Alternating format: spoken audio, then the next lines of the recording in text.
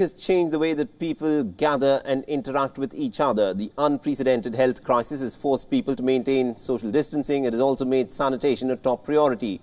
Now, Hajj, the Muslim pilgrimage, which attracts millions of pilgrims to Mecca, is no exception. Now, for the first time in centuries, pilgrims gathered at Mecca and maintained social distancing and also followed COVID-19 norms very strictly. Small groups of pilgrims donning face masks arrived for Hajj in Saudi Arabia's Mecca. Several pilgrims also took part in the symbolic stoning of the devil on the 31st of July.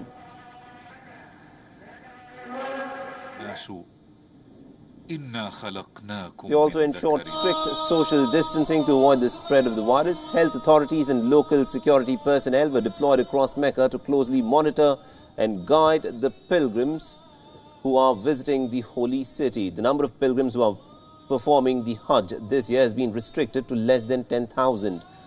All pilgrims, including children, stood away from each other, following the yellow line that has been drawn by the Saudi administration to ensure distancing. Now, over the next 2 days, more pilgrims will, of course, be visiting Mecca for the stoning ritual and to offer their prayers at the Grand Mosque. Now, in the past, due to mismanagement of the crowds, there have been incidents of stampedes and other accidents due to overcrowding of visitors at the place where the stoning of the devil takes place.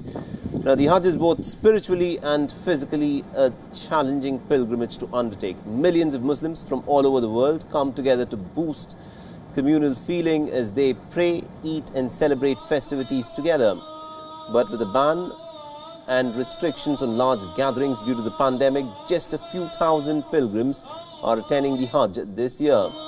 Rather than standing shoulder to shoulder to pray, the pilgrims this time have been standing at a distance of at least 3 meters from each other and are gathering only in very small groups of less than 20.